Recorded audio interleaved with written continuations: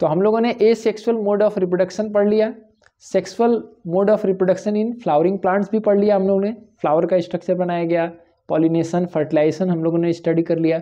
अब हम लोग को रिप्रोडक्शन इन ह्यूमन बींग्स को स्टडी करना है, जिसमें 3 पार्ट होंगे, चेंजेस एट द टीनेज, उसके बाद से मेल रिप्रोडक्टिव सिस्टम और उसके बाद से female reproductive system. Again this chapter is और we can say this topic is figure based, तो फिगर को ध्यान से देखना, एक एक पॉइंट को अच्छे से समझो। चलो स्टार्ट करते हैं। तो टीन एज जब हम लोग कहते हैं टीन एज, तो टीन एज का मतलब हो गया 13 से लेकर के 19 की बात हो रही है, 13 से 19 ईयर्स तक की बात हो रही है। इसी को हम लोग एडोलेसेंट एज भी कहते हैं। और इस एज में हमारे बॉडी में रिप्रोडक्टिव ऑर्गन के डेवलपमेंट शुरू हो जाते हैं, ठीक है। इसी वजह से हमारे मेंटल और फिजिकल प्रोसेस में बहुत सारे चेंजेस आते हैं, स्ट्रेस का भी सिचुएशन होता है। आप लोग का जो एज होगा वो भी इसी एज ग्रुप में होगा। अगर आप if you are student having the age between 13 to 19, अगर आपका उम्र 13 से 19 के बीच में है तो आप भी इसी एज कैटेगरी में आ रहे हैं। मेंटल स्ट्रेस होता है, फिजिकल चेंजेस होते हैं, तो क्या क्या होते हैं उसको जरा हम लोग देखें। कुछ चेंजेस ऐसे होते हैं जो कि मेल और फीमेल दोनों में कॉमन होते हैं, और कुछ चेंजेस ऐसे होते हैं जो मेल में अलग है और फीमेल में अलग है। तो सबसे पहले हम लोग देखेंगे what are the changes which are common in male and female, यानी both male and female, male and female दोनों में होने वाले चेंजेस क्या हैं। और ओनली मेल, केवल मेल में होने वाले चेंज क्या होंगे, और ओनली फीमेल। अब यहाँ मेल और फीमेल बायोलॉजिकल वर्ड है, जनरली हम कहें तो ये गर्ल लिख सकते हैं और ये बॉय लिख सकते हैं और ये बोथ लिख सकते हैं, ठीक है। तो दोनों में होने वाले चेंजेस क्या है कि thick hairs grow in armpit, armpit में थिक हेयर्स का फॉर्मेशन होने लगता है। Thick hairs grow in genital area, जो हमारे रिप्रोडक्टिव पार्ट्स हैं उनको हम लोग जेनाइटल ऑर्गन भी कहते हैं। तो जेनाइटल एरिया में थिक हेयर्स का फॉर्मेशन हो जाता है बिटवीन द थाई, थाई के बीच में मेल और फीमेल दोनों में रिप्रोडक्टिव पार्ट है, तो वहां पर थिक हेयर्स का फॉर्मेशन हो जाता है, ठीक है। रिप्रोडक्टिव एरिया जो है वो डार्क भी हो जाता है, जेनाइटल एरिया बिकम्स डार्क, ठीक है। Skin becomes oily and pimples are formed on face, face पर पिंपल का बनना भी एडोलेसेंट एज का ही एक चेंज होता है, ठीक है। देखो ये चीज़ को जानना इसलिए भी ज़रूरी है कि कई बार हम इस एज में बच्चों के फेस पर पिंपल आ गया या कुछ ऐसे चेंजेस देखने के बाद वो बहुत अनकंफर्टेबल फील करते हैं कि क्यों ऐसा चेंज हो रहा है मेरे बॉडी में, बट इट इज़ यूजुअल। अगर आप ये जानते रहोगे तो कभी भी स्ट्रेस में नहीं आओगे, है ना। अब बॉयज़ में क्या चेंजेस होते हैं जो गर्ल्स में नहीं होते हैं, तो hairs on face, hairs on face, beard और मुस्टेच डेवलपमेंट शुरू हो जाता है, मूछ दाढ़ी आना शुरू हो जाता है, ठीक है। वॉइस बिकम्स, वॉइस क्रैक्स मतलब आवाज मोटा हो जाएगा, वॉइस का आवाज क्या होने लगता है, मोटा होने लगता है एडोलेसेंट एज आने पर, ठीक है। और occasionally penis erects during daydream और इन नाइट। बॉयज में ये चेंजेस भी देखने को मिलता है कि ऑकेजनली कभी काल पेनिस इरेक्ट हो जाता है, ठीक है। और इरेक्ट होना इससे पहले के एज में कभी होता नहीं है, इसलिए वो बहुत अनकंफर्टेबल और अनयूजुअल फीलिंग भी हो सकती है। लेकिन अगर हम ये जानते रहेंगे तो कभी भी ऐसे स्ट्रेस सिचुएशन हमारे ऊपर नहीं आएगा, ठीक है। ये चेंजेस होते हैं और सभी में होते हैं, ठीक है ना। फीमेल में होने वाला चेंज क्या है, enlargement of the breast, enlargement of the breast. Teenage से पहले ब्रेस्ट होते तो हैं ही, मेल में भी होते हैं फीमेल में भी होते हैं, लेकिन फीमेल का जो ब्रेस्ट होता है वो इनलार्ज होने लगता है, एडोलेसेंट एज आने पर वो उसके साइज बढ़ने लगते हैं, ठीक है। इसके अलावा क्या होता है, निपल्स मतलब area at the top of breast, at the top of breast. Breast का जो टॉप वाला पोर्शन है जिसको निपल बोलते हैं वो डार्क हो जाता है, निपल्स बिकम डार्क, ठीक है। और इसमें मेंस्ट्रुएशनल साइकिल स्टार्ट होता है, मेंस्ट्रुएशन बिगिंस, मेंस्ट्रुएशनल डिस्चार्ज शुरू हो जाता है। तो देखो शुरू शुरू में ये हो सकता है कि टीनेज आने पर जो चेंजेस आएंगे तो वो बहुत ही अजीब लगेगा कि ऐसा चेंज क्यों हो रहा है हमारे में।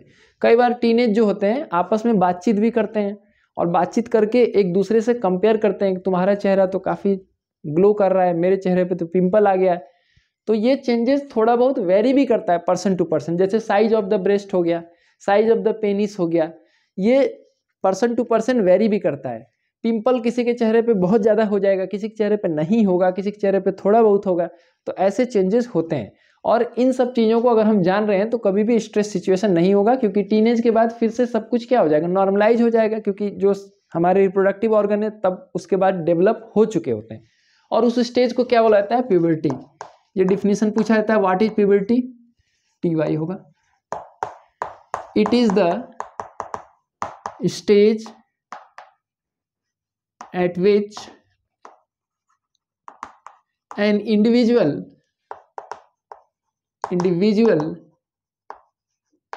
is sexually mature and he is, लिख दो, he or she is capable of reproduction।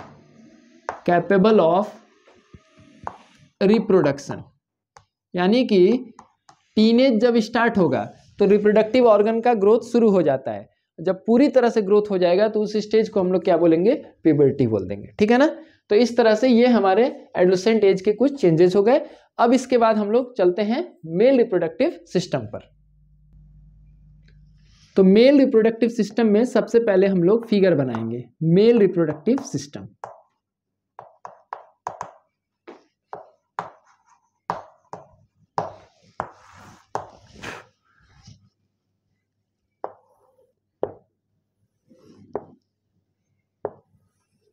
ये स्क्रोटम है और इसी एरिया से जुड़ा हुआ ऐसे पेनिस होगा।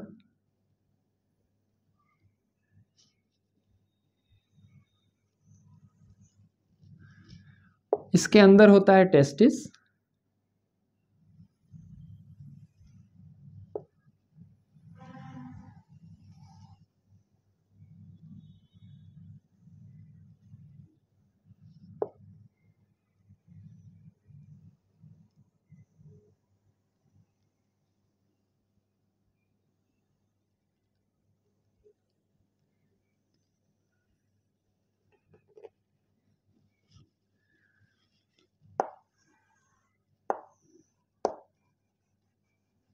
ये यूरिनरी ब्लैडर है, इसका पार्ट नहीं है, बस ये कनेक्टेड होते हैं इसलिए इसको बनाया जा रहा है, ठीक है। यहाँ पर ग्लैंड्स हैं, ये सेमिनल वेसाइकिल होगा, ये प्रोस्टेट ग्लैंड है और यहाँ पर ये बल्बो यूरेथ्रल ग्लैंड है।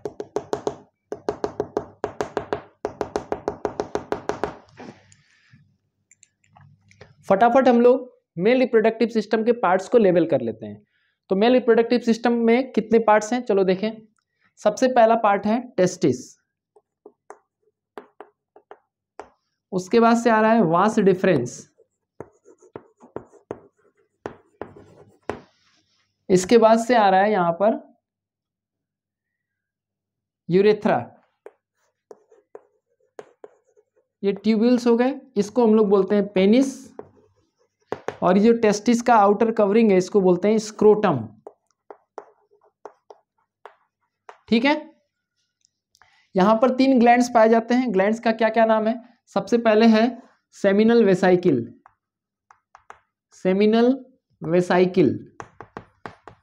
दूसरा है हमारा प्रोस्टेट ग्लैंड,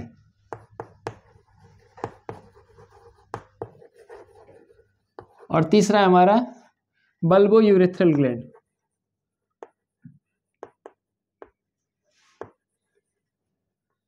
देखो यहां से यूरेटर्स क्रॉस करते हैं ऐसे, जो जाते हैं कहाँ, यूरिनरी ब्लैडर में, आते हैं कहाँ से, किडनी से, ठीक है। वो पार्ट नहीं है रिप्रोडक्टिव सिस्टम का, ठीक है। तो ये हो गया मेल रिप्रोडक्टिव सिस्टम का डायग्राम। ये किडनी है, इसको मैं सेट कर दे रहा हूँ। इसके बाहर आप देख सकते हैं कि ये है आपका, यहाँ पर एपिडिडाइमस होता है जो कि आगे चल करके वासा डिफरेंस बनाता है, ठीक है। और यहीं से एक ट्यूबुलर स्ट्रक्चर ये क्रिएट हो रहा है। तो ये आपका मेल रिप्रोडक्टिव सिस्टम के पार्ट्स हो गए। अब फटाफट हम इसका फंक्शन देख लें। देखो टेस्टिस का 2 फंक्शन क्या क्या है, formation of sperm,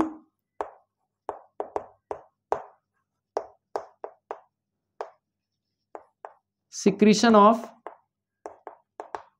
testosterone. Testosterone ये क्या होता है, मेल हार्मोन होता है। मैंने एंडोक्राइन सिस्टम में आपको बता दिया है, मेल हार्मोन होता है जिससे सेकेंडरी सेक्स कैरेक्टरिस्टिक डेवलप होता है। वास डिफरेंस का काम क्या है, to transfer sperms towards urethra. Urethra की तरफ स्पर्म को कैरी करने में ये मदद कर रहा है, पहुंचाने में मदद कर रहा है। यूरेथ्रा क्या है, पासेस आउट सीमेन ड्यूरिंग सेक्सुअल इंटरकोर्स। मेटिंग के समय जब मेल और फीमेल इंडिविजुअल के बीच में मेटिंग होता है तो सीमेन को पास करता है किसमें, फीमेल रिप्रोडक्टिव ऑर्गन में। किस ट्यूब के थ्रू पास करेगा, ये यूरेथ्रा ही होगा जो कि वो कैरी करके ले जाएगा। और दूसरा इसका फंक्शन होता है, it also passes out urine. ये यूरिन और सीमेन दोनों का कॉमन पाथवे है। सीमेन सुन करके आपको अजीब नहीं लगना चाहिए, सीमेन इज इक्वल टू होता है sperm plus seminal fluid. Seminal fluid क्या है, सेमिनल वेसाइकिल जो ग्लैंड है उससे निकलने वाला फ्लूइड को हम लोग बोलते हैं सेमिनल फ्लूइड। तो स्पर्म जब उससे मिल जाएगा तो उसको अब नाम दिया जाएगा सीमेन, ठीक है। इसके अलावा देखो यहाँ पे जो 3 ग्लैंड है इसका फंक्शन अभी हम बता देते हैं, लेकिन पहले पेनिस को देख लो। पेनिस के अंदर ना ऐसे ब्लड स्पेसेस पाए जाते हैं, ऐसे बुक में देखोगे तो रेड कलर से बनाया होगा, ब्लड स्पेसेस पाए जाते हैं। क्यों, जब सेक्सुअल एराउजल होता है, नर्वस सिस्टम से जो सेक्सुअल एराउजल क्रिएट होता है, सेक्स के प्रति जो अट्रैक्शन क्रिएट होता है, उसकी वजह से यहाँ पर ब्लड वेसल्स में जो साइनसेस हैं, जो ओपन स्पेसेस हैं, उसमें ब्लड भर जाता है। ब्लड भर जाता है तो ये मस्कुलर स्ट्रक्चर होता है, लेकिन एकदम स्टिफ हो जाता है, इरेक्ट हो जाता है, हार्ड हो जाता है। तब जाकर के मेटिंग से ये ट्रांसफर कर पाता है सीमेन को फीमेल रिप्रोडक्टिव ट्रैक में। तो पेनिस के बारे में अगर हम लिखें तो it is a highly muscular and elastic structure. Elastic क्यों कह रहे हैं, क्योंकि ये स्ट्रेच हो सकता है, इसकी लेंथ इंक्रीज हो सकती है, ठीक है। और इसका फंक्शन क्या होगा, it helps in transfer of semen into female genital organ. Female genital organ, तो ये कोई बहुत बड़ा चीज नहीं, सबको पता है ये। अब ग्लैंड्स का फंक्शन आपको अलग अलग बहुत नहीं जानना है, तीनों को मिला के जान लेना है। सेमिनल वेसाइकिल, 3 ग्लैंड हैं, सेमिनल वेसाइकिल, प्रोस्टेट ग्लैंड और कॉपर्स ग्लैंड या bulbo urethral gland. Bulbo urethral gland. वैसे तो अलग अलग सिक्रीशन है, सबसे इंपॉर्टेंट सिक्रीशन सेमिनल वेसाइकिल का होता है। जो सिक्रीशन वो सिक्रीट करता है वो एल्कलाइन होता है, ठीक। साथ ही साथ वो नरिशमेंट प्रोवाइड करता है। तो मैं कलेक्टिवली ही लिख रहा हूं, कलेक्टिवली मैं बोल रहा हूं। इनका फंक्शन होता है, जो सिक्रीशन होगा, जो ये सिक्रीट करेंगे, सिक्रीशन, जो सिक्रीशन निकलेगा उसका फंक्शन क्या है, पहला nourishment to sperm. Sperm living cell है, जर्म सेल है, हाफ होता है उसमें क्रोमोसोम नंबर, तो उसको नरिशमेंट प्रोवाइड करने का काम किसका है, यही जो ग्लैंड से निकलने वाला फ्लूइड होगा उसी में स्पर्म के लिए भोजन भी है। दूसरा न्यूट्रलाइजेज the acidic environment of urethra and female genital tract. देखो फीमेल जो जेनाइटल ऑर्गन है वो ओपन होता है, तो वहाँ बैक्टीरियल इन्फेक्शन हो सकता है, इसीलिए वहाँ जो ग्लैंड्स पाए जाते हैं वो एसिडिक सिक्रीशन करते हैं। साथ ही साथ यूरेथ्रा में यूरिन भी पास हो रहा है तो वो थोड़ा एसिडिक हो जाता है, तो वहाँ स्पर्म मर सकते हैं। तो ये फ्लूइड जो निकलेगा वो एसिडिक इन्वायरमेंट को क्या कर देगा, न्यूट्रलाइज कर देगा, जिससे कि स्पर्म की डेथ नहीं होगी। और तीसरा लुब्रिकेशन। लुब्रिकेशन का मतलब फ्रिक्शन को कम करेगा। साथ ही साथ तुमको पता है कि कोई एक सेल है, अगर फ्लूइड मीडियम मिलेगा तो फ्लूइड में मूव करना ज़्यादा आसान होगा as compared to without fluid. बिना फ्लूइड के मूव करने में उसको पूरा ज़्यादा एनर्जी खर्च करना है, फ्लूइड के साथ तो वो फ्लो करके जा सकता है। तो ये इनका फंक्शन हो जाएगा मेनली। स्क्रोटम बच गया, तो स्क्रोटम का क्या रोल है? स्क्रोटम एक बहुत इंपॉर्टेंट पार्ट है। स्क्रोटम एक बैग है जिसके अंदर टेस्टिस है, ये टेस्टिस है आपका, तो यही स्क्रोटम है। तो इसका क्या काम है, देखो the formation of sperm takes place 2 और 3 degree Celsius less at a temperature 2 और 3 degree Celsius less than the body temperature. यानी हमारे बॉडी का जो टेम्परेचर है उससे 2 से 3 डिग्री सेल्सियस कम टेम्परेचर पर स्पर्म का फॉर्मेशन होता है। इसीलिए टेस्टिस जो है बॉडी के एब्डोमिनल कैविटी, यानी कि जो हमारा स्टमक रीजन से थोड़े नीचे वाला रीजन या उसके थोड़ा ऊपर वाला रीजन, जो एब्डोमिनल कैविटी है, वहाँ से टेस्टिस निकल करके बर्थ से ठीक पहले स्क्रोटम में चला आता है।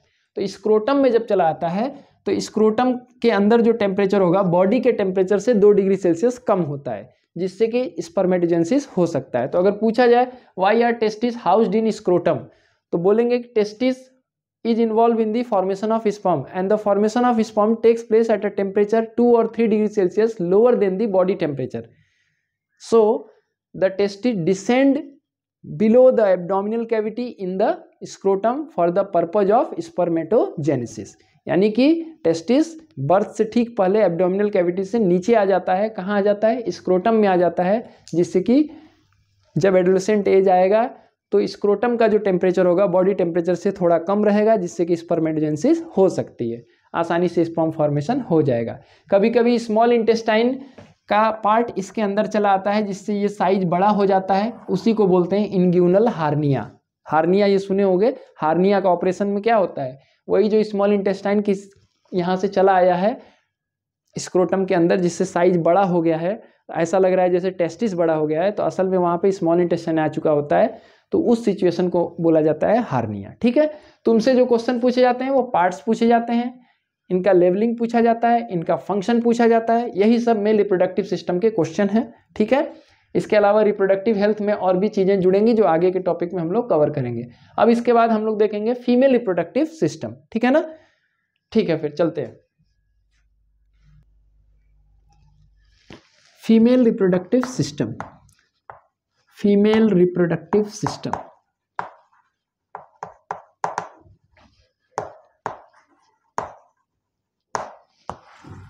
सबसे पहले हम लोग इसमें भी फिगर बनाएंगे। ठीक है, तो चलो फीमेल रिप्रोडक्टिव सिस्टम का फिगर देखते हैं।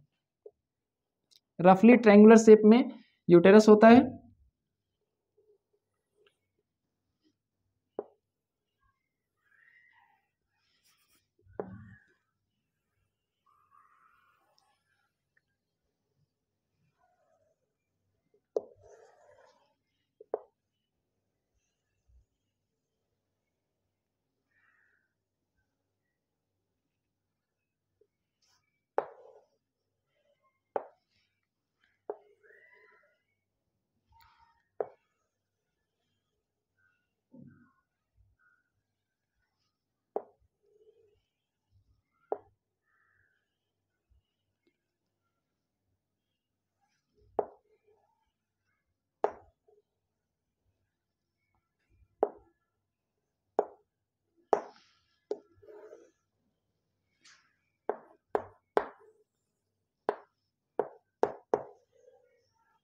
देखो एक सिंप्लीफाइड डायग्राम ये हो गया। अब इसको लेवल कर देते हैं। ठीक है, तो सबसे पहले ये जो एक्सटर्नल ओपनिंग है इसको वल्वा बोलते हैं। Vulva is the opening of female reproductive system. इसको बोलते हैं वेजाइना, जो इलास्टिक स्ट्रक्चर होता है, लॉन्ग इलास्टिक स्ट्रक्चर। ये सर्विक्स है, माउथ ऑफ यूटेरस को बोलते हैं सर्विक्स, इसको प्रॉपर यूटेरस बोलते हैं। ठीक है, ये आपका है ओवरी, 2 ओवरी होते हैं। ये है आपका ओविडक्ट, ओविडक्ट या इसी को बोलते हैं फैलोपियन ट्यूब, फैलोपियन ट्यूब। ठीक है, ये आपके parts of the female reproductive system. जो फीमेल का ओवरी है उस पर बहुत सारे इमेच्योर फॉलिकल्स होते हैं, ऐसे बाय बर्थ ये है थाउजेंड्स ऑफ इमेच्योर फॉलिकल्स होते ही हैं, और वो मंथली जो है मैच्योर होकर के इसमें रिलीज होते रहते हैं एग के फॉर्म में। ठीक है, अच्छा, और जैसे ये रिलीज होता है तो प्रोजेस्टेरॉन हार्मोन सिक्रीट होता है, जिससे यूट्रस का लाइनिंग क्या हो जाता है, थिक हो जाता है and richly supplied with blood vessels. देखो ऐसे थिक हो जाएगा ये। जैसे एग रिलीज होगा, ये अल्टरनेट रिलीज होता है, जैसे एक महीने में यहाँ पर एग रिलीज हुआ तो अगले महीने में यहाँ पर एग रिलीज होगा, फिर उसके बाद वाले में यहाँ पर एग रिलीज होगा। ठीक है, ऐसे देखो ये एंडोमेट्रियम बोलते हैं, यूटेरस के अंदर के लाइनिंग को एंडोमेट्रियम बोलते हैं। और ये देखो richly supplied with blood vessels का फिगर बनाया गया है। ठीक है, यहाँ पर यूटेरस के अंदर की लाइनिंग रिचली सप्लाइड हो गया ब्लड वेसल से, और ये थिक हो गया for the implantation of the embryo. यानी कि अगर फर्टिलाइजेशन हो जाएगा तो यहाँ पर इम्प्लांटेशन होगा, जो आगे हम लोग केस डिस्कस करेंगे। ठीक है, तो ये पार्ट्स हो गए हमारे। क्या क्या पार्ट्स हो गए फिर से देखो। एसेंशियल पार्ट में ओवरी आएगा, क्योंकि ओवरी का काम क्या है, इसके फंक्शंस देख लेते हैं फटाफट। ओवरी का 2 काम है, पहला production of egg, production of egg, जैसे टेस्टिस में प्रोडक्शन ऑफ स्पर्म था वैसे प्रोडक्शन ऑफ एग। और दूसरा फंक्शन क्या है, प्रोडक्शन ऑफ एस्ट्रोजेन। एस्ट्रोजेन क्या है, फीमेल सेक्स हार्मोन। इसके अलावा लेटर ऑन प्रोजेस्टेरॉन का भी सिक्रीशन इसी से होता है, उसको भी मैं लिख दे रहा हूँ। प्रोजेस्टेरॉन यानी एस्ट्रोजेन और प्रोजेस्टेरॉन का सिक्रेशन भी कौन करता है, ओवरी। ओविडक्ट का काम क्या है, देखो यहाँ से एग जब गिरेगा तो ये कैप्चर करेगा इसको, इसीलिए यहाँ पर एक फिम्बरी लाइक स्ट्रक्चर होता है, हेयर लाइक स्ट्रक्चर ऐसे होते हैं जो कि कैप्चर कर लेंगे एग को, और एग फाइनली इसी ट्यूब में आके गिरेगा। चाहे यहाँ से गिरा तो इसमें गिरेगा, यहाँ से गिरा तो इसमें गिरेगा। ठीक है, ओविडक्ट का मेन फंक्शन ये है कि इट इज द, एकदम याद रखना, साइट ऑफ फर्टिलाइजेशन। ओविडक्ट में ही होता है फर्टिलाइजेशन, याद रखना इसको। Oviduct is the site of fertilisation. Uterus में क्या होता है, यूटेरस में याद रखना, it is the site of embryogenesis. Embryogenesis यानी जब एग यहाँ आएगा और स्पर्म से फर्टिलाइज हो जाएगा तो वो जाइगोट में कन्वर्ट हो जाएगा, जाइगोट पहुंचेगा यूटेरस में। अब जाइगोट का जो फर्दर डेवलपमेंट है उसी को हम लोग बोलते हैं एम्ब्रियोजेनेसिस, यानी डेवलपमेंट ऑफ जाइगोट। जाइगोट का जो डेवलपमेंट है वो कहाँ होता है, यूटेरस में, और जाइगोट आकर के इसके दीवार से ऐसे चिपक जाता है, तो इस प्रोसेस को बोला जाता है इम्प्लांटेशन। तो अगर पूछा जाए एम्ब्रियोजेनेसिस का साइट क्या है तो भी यूटेरस होगा। इसको और भी एक चीज और करके मैं लिख दे रहा हूं, साइट ऑफ इम्प्लांटेशन भी लिख सकते हैं, साइट ऑफ इम्प्लांटेशन। कहां पर एम्ब्रियो इम्प्लांट होता है तो यूटेरस में ही होता है। सर्विक्स क्या है, नेक है या माउथ कह सकते हो यूटेरस का। वेजाइना क्या है, इट रिसीव्स स्पर्म या सीमेन ड्यूरिंग मेटिंग। जब मेटिंग होता है तो पेनिस जो है डिस्चार्ज अपना वेजाइना में ही रिलीज करता है, जिससे कि यहीं से स्पर्म फिर आगे की तरफ ट्रेवल करते हैं अगेंस्ट द ग्रेविटी। ठीक है, अच्छा, वल्वा जो है एक्सटर्नल ओपनिंग है, एक्सटर्नल ओपनिंग है, तो ये बस पैसेज है पेनिस के लिए। ठीक है ना। फीमेल रिप्रोडक्टिव सिस्टम में यूरेथ्रा, और यूरेथ्रा जो है कॉमन पैसेज नहीं होता है यूरिन और रिप्रोडक्टिव सबस्टेंस के लिए। ठीक है, मेल के केस में आप देखिए यूरेथ्रा से सीमेन भी पास होता है और यूरिन भी पास होता है, लेकिन फीमेल में क्या होता है, यूरिन पास करने वाला जो यूरेथ्रा है उसका रिप्रोडक्टिव सिस्टम के पार्ट में कोई मिक्सिंग नहीं है, यानी यहाँ पर 2 सेपरेट ओपनिंग होता है। Vulva is the opening of reproductive system and urethra is the opening of the excretory system. दोनों अलग अलग ओपनिंग होता है फीमेल के केस में, ठीक है।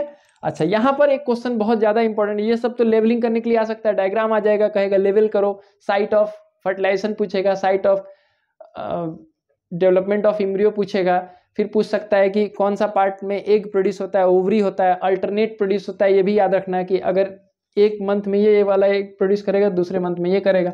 अब दो क्वेश्चन यहाँ से आता है, what happens if the egg is not fertilise, और दूसरा है what happens if the egg is fertilise. तो दो केस में डिस्कस कर दे रहा हूँ, ये बहुत ही पूछा जाता है। What happens if the egg is not fertilise, यानी कि एग रिलीज तो हुआ लेकिन स्पर्म नहीं पहुंचा, जिससे उसका फर्टिलाइजेशन नहीं हो पाया। तो लगभग एक दिन के बाद, 1 से 2 दिन में क्या होगा, एग डाई आउट हो जाएगा, ठीक है। तो आंसर ये है, if the egg is not fertilised then it dies in 1 or 2 days, 1 या 2 दिन में वो मर जाएगा, खत्म हो जाएगा। लेकिन बस इतना आंसर नहीं है, इसके आगे भी है। The uterine wall which had become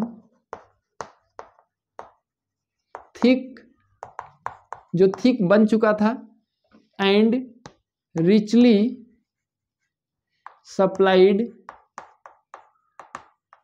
with blood vessels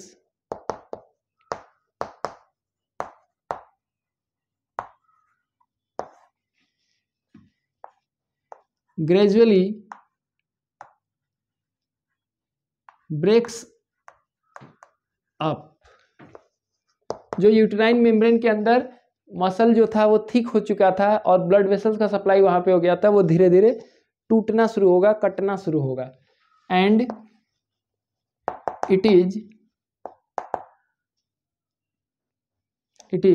passed out, it passes out होगा, it passes out through the vagina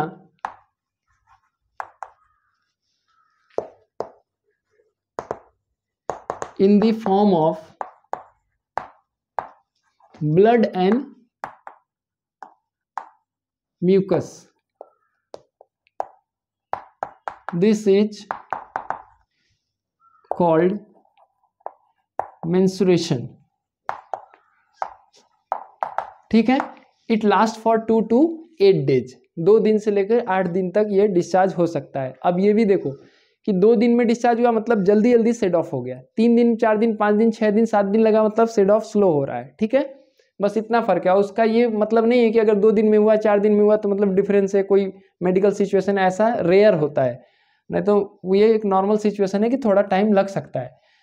तो अगर what happens if the egg is not fertilise पूछा जा रहा है तो सिंपल लैंग्वेज में फिर से एक बार बता दे रहा हूँ कि अगर एग फर्टिलाइज नहीं हुआ तो एग तो मर जाएगा, साथ ही साथ जो एंडोमेट्रियम था यानी यूटेरस के अंदर का वॉल था जो प्रिपेयर हो चुका था उसको इम्प्लांट करने के लिए, एम्ब्रियोजेनेसिस के लिए, अब वो धीरे धीरे कट करके बाहर निकलेगा, किस फॉर्म में, ब्लड और म्यूकस, यानी कि उस लेयर जो बना होगा उसी को मैं बोल रहा हूँ, ब्लड और म्यूकस के फॉर्म में वो बाहर निकलेगा और उसी प्रोसेस को बोलते हैं मेंस्ट्रुएशनल डिस्चार्ज, ठीक है।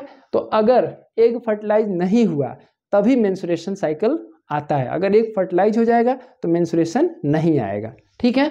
अच्छा, तो उसको भी डिस्कस कर लेते हैं कि अगर एग फर्टिलाइज हो गया तब क्या होगा, यहीं पर बता देता हूं मैं। If the egg is fertilised, egg is fertilised, अगर एग फर्टिलाइज हो गया तब क्या होगा, fertilised,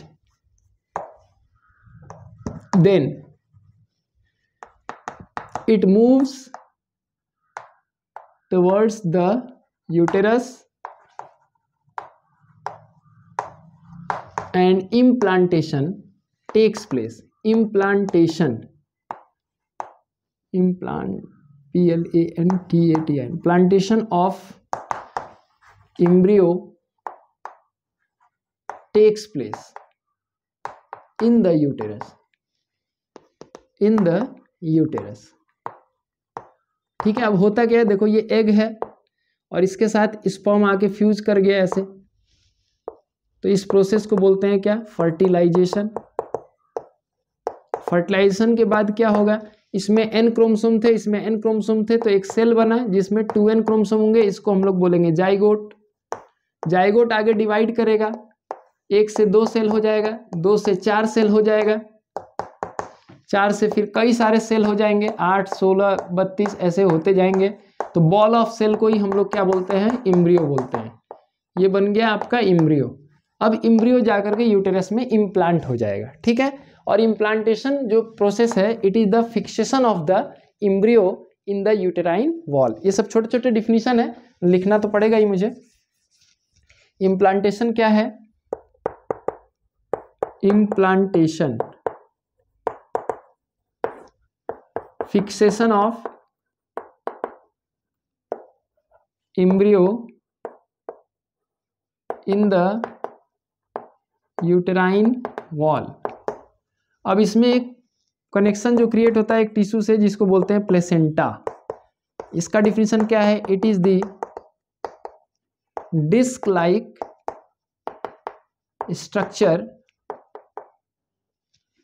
which acts as intimate connection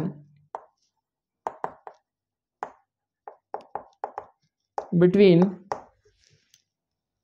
embryo and uterus। Embryo और यूटेरस के बीच में एक इंटीमेट कनेक्शन है जिसको हम लोग बोलते हैं प्लेसेंटा। अब यहाँ पर प्लेसेंटा का स्ट्रक्चर भी पूछा गया एग्जाम में कि प्लेसेंटा के बारे में बताओ, तो मुझे मिटाना पड़ेगा भाई, मैं मिटा रहा हूँ यहाँ पे, ठीक है ना। प्लेसेंटा का स्ट्रक्चर पूछा गया है कि प्लेसेंटा का खासियत बताओ, बुक में तुमको लिखा हुआ भी मिल जाएगा ये, ठीक है। तो प्लेसेंटा का स्ट्रक्चर क्या है कि ये एम्ब्रियो साइड की हम बात करें तो ये विलाई जैसे स्ट्रक्चर होता है, ऐसे ऐसे, और मदर के साइड की बात करें तो ये ब्लड में ऐसे डिप होता है। ये मदर साइड हो गया, ये एम्ब्रियो साइड हो गया, ठीक है। तो placenta is a disc which is like villi on embryo side and is dipped in blood vessels, blood in the mother side। अब इसी विलाई के थ्रू, यानी ये जो प्लेसेंटा का विलाई है, इसी के थ्रू ऑक्सीजन, ग्लूकोज ये सब जाता है एम्ब्रियो में, और एम्ब्रियो से जो वेस्ट सबस्टेंस है वो आता है मदर के ब्लड में, ठीक है। तो it helps in nutrition of embryo and also in the excretion of embryo. लिखने में देखो टाइम ज़्यादा लगता है, लेकिन लिखना तो पड़ता ही है क्योंकि एग्जाम में लिखना है। तो ये आपका प्लेसेंटा का रोल हो गया, ठीक है। तो इस तरह से हम लोगों ने देखा फीमेल रिप्रोडक्टिव सिस्टम में एक बहुत इंपॉर्टेंट क्वेश्चन है कि what happens if the egg is not fertilise and what happens if the egg is fertilise. अगर एग फर्टिलाइज हो गया, प्लेसेंटा का फॉर्मेशन हो गया, इम्प्लांटेशन हो गया, तो मेंस्ट्रुएशनल साइकिल स्टॉप हो जाएगा। यानी इंपॉर्टेंट बात क्या है जो एमसीक्यू के लिए, मेंस्ट्रुएशन स्टॉप्स, ठीक है ना। अगर एक फर्टिलाइज हो गया तो मेंस्ट्रुएशन स्टॉप हो जाएगा, एक फर्टिलाइज होकर इम्प्लांट हो गया तो फर्टिलाइज होने के बाद भी चांसेस होते हैं कि वो इम्प्लांट ना हो पाए, ठीक है। अब एक छोटा सा टॉपिक है लास्ट में, थोड़ा सा और टाइम लगेगा, जिसमें हम रिप्रोडक्टिव हेल्थ के बारे में जानेंगे। कि देखो इतना कुछ जानने के बाद ये जरूरी नहीं है कि हर इंडिविजुअल आगे के क्लासेस में बायोलॉजी पढ़े या वो स्पेशलिस्ट बने, ठीक है। लेकिन हम अपने रिप्रोडक्टिव हेल्थ के लिए कुछ बेसिक नॉलेज रख सकते हैं। जैसे there is pressure from the parents, pressure from the society, pressure from the friends to get married, and once you are married they will create pressure to have child, but you should have the ability to decide what is the correct time, what is the correct situation to bear a child, ठीक है ना, specially in case of females, ठीक है ना, क्योंकि female की body prepared है कि नहीं, डिजीज फ्री है कि नहीं, उसका हेल्थ स्टैंडर्ड क्या है, क्या वो प्रेगनेंसी को बियर कर सकती है कि नहीं कर सकती है। तो ये चीज़ जानना बहुत ज़रूरी है। और सेफ सेक्स को भी जानना ज़रूरी है कि सेक्स करने के लिए जो मेथडोलॉजी है वो प्रॉपर होने चाहिए, उसके कुछ गाइडलाइंस को समझना चाहिए जो हमारे अच्छे हेल्थ के लिए ज़रूरी होता है। तो इसीलिए टॉपिक दिया जाता है रिप्रोडक्टिव हेल्थ, और वहाँ से क्वेश्चन भी इसीलिए पूछे जाते हैं कि whether you are having knowledge of proper health और नॉट। चलो इसको देख लेते हैं। रिप्रोडक्टिव हेल्थ का छोटा सा पॉइंट है, व्हाट इज रिप्रोडक्टिव हेल्थ।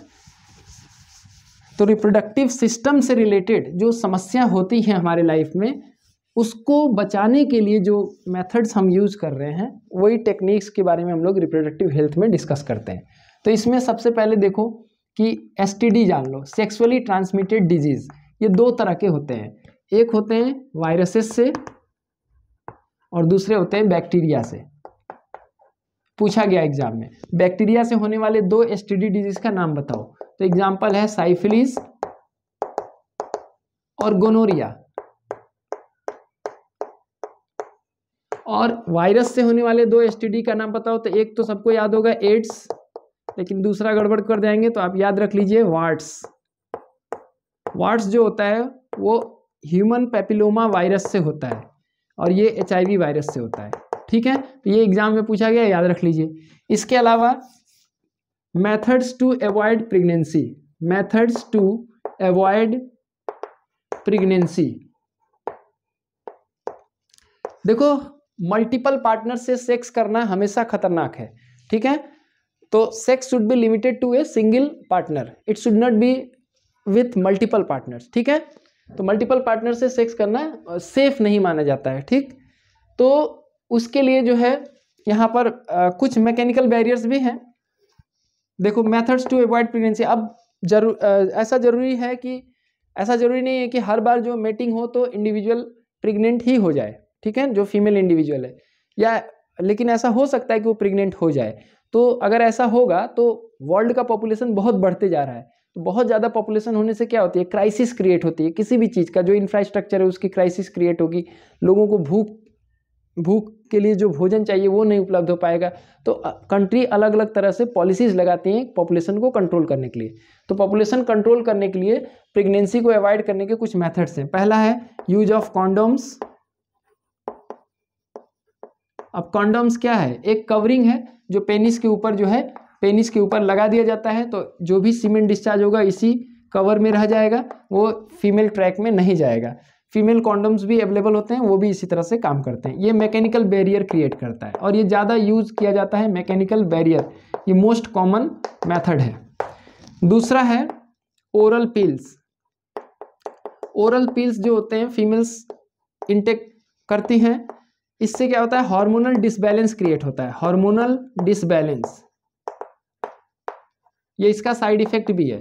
अब मान लो कि जब एग रिलीज हुआ तो उसी समय प्रोजेस्टेरॉन हार्मोन सिक्रीट होता है, जिससे यूटेरस का लाइनिंग थिक हो जाता है ताकि फर्टिलाइज हो तो जाकर के इम्प्लांट हो जाए जाइगोट। लेकिन मान लो कि अगर हार्मोनल डिसबैलेंस हो जाए और यूटेरस का लाइनिंग थिक ना हो तो फर्टिलाइजेशन होने के बाद भी इम्प्लांटेशन नहीं होगा, यानी प्रेगनेंसी नहीं होगी।